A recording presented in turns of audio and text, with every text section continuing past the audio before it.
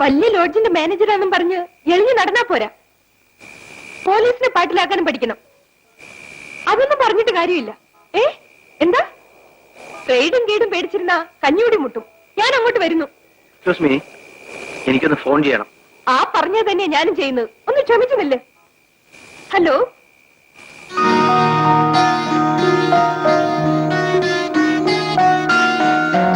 നട്ടലില്ലാത്ത ചുമ്പൻ പാവപ്പെട്ട ഞങ്ങളോട് കമ്മീഷൻ വാങ്ങി തിന്നാൻ അറിയാം. ആ സാറിന് അർജന്റാണെന്ന് പറഞ്ഞില്ലേ, അതാ ഞാൻ വേഗം നിർത്തിയത്. ചെയ്താട്ടെ സാറേ.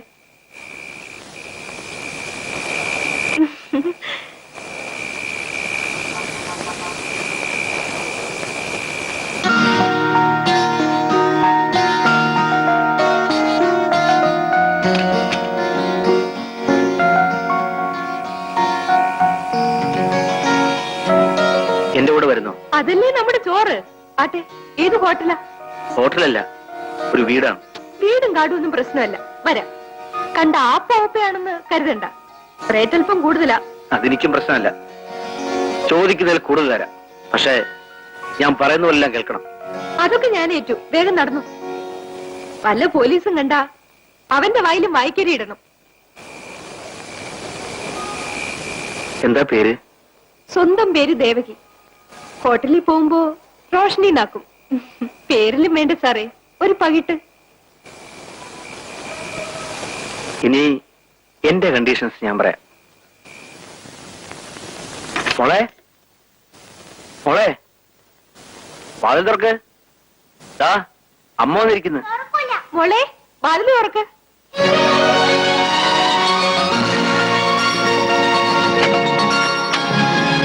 മോളെ,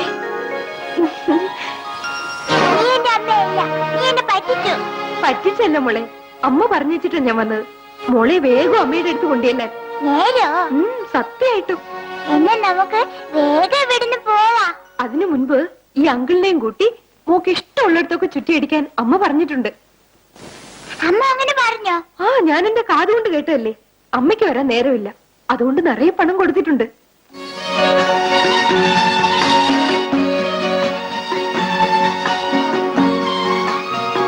ആദ്യം കണ്ടപ്പോ പിള്ളേരെ പിടിക്കുന്ന ആളാണെന്ന് വിചാരിച്ചത്. ഇനി നമുക്ക് പോവാം.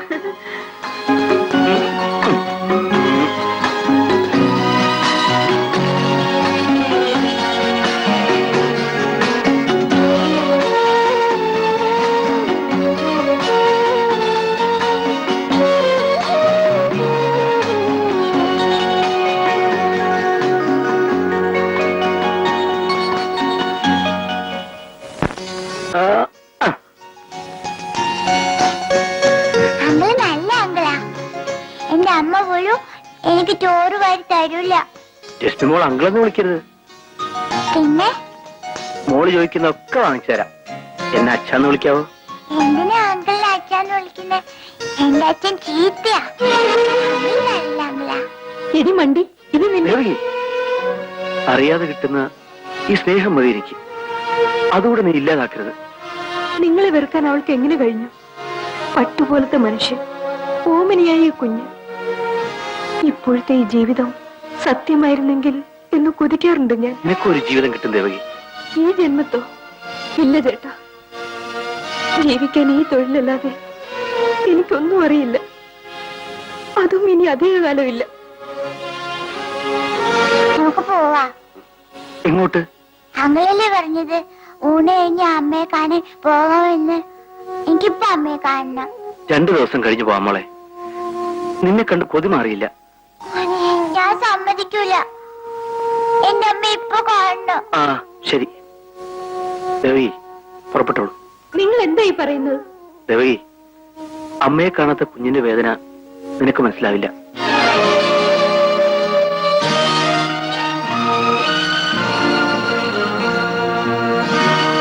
ഇത് മുഴുവൻ മോൾക്കുള്ളതാണ്. മോളെടുത്തോ.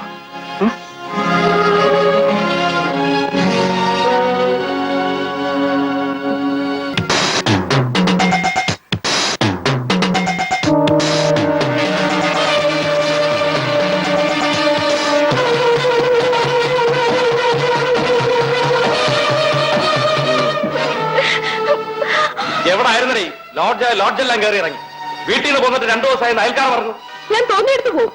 ഭരിക്കാൻ വന്നിരിക്കുന്നു. ഞാനെന്താ തന്റെ വെപ്പാട്ടിയോ? എല്ലാരോടും കാട്ടുന്ന വിളച്ചിൽ എന്നെ അടുത്ത് എടുക്കരുത്. വായിൽ പല്ല് കാണുകയല്ല. വരാൻ മനസ്സില്ലെങ്കിലോ? ഞാനിപ്പോ ഒരു കുടുംബമായി കഴിയുന്നു. എന്നെ എന്റെ പാട്ടിന് വിട്ടേക്ക്. എനിക്കും ചോദിക്കാനും പറയാൻ ആളുണ്ടെന്ന് കരുതിക്കോ. ശീലാവതി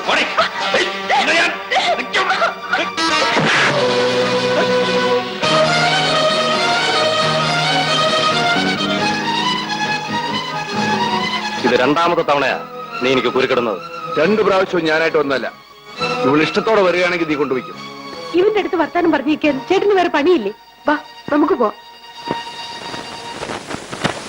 ശ്യാമ് മറ്റുള്ളവന്റെ കയ്യിൽ നിന്ന് തട്ടിയെടുത്തിട്ടേ ഉള്ളൂ. എന്റെയും തട്ടിക്കൊണ്ടു പോവാൻ മാത്രം നീ വളർന്നു. നിന്നെ അങ്ങനെ സൂഹിക്കാൻ വിടലടാ. അതെവിടെ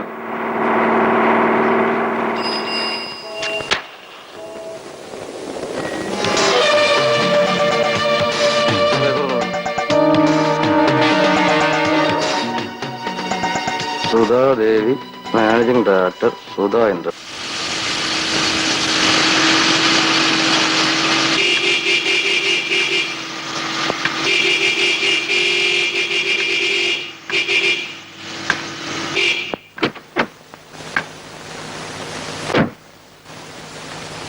എന്താടാ കാതയുടെ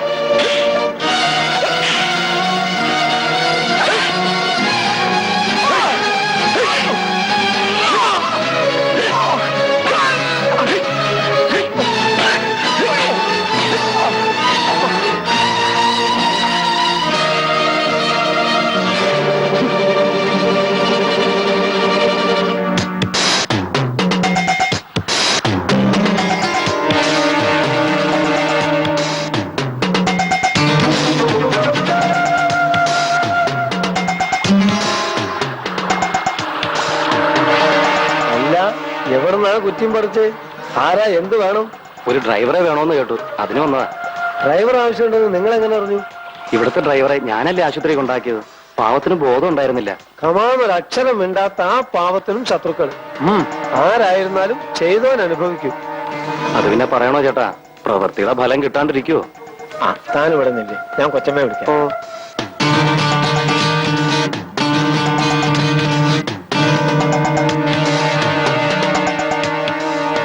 ഇതാണ് കക്ഷി.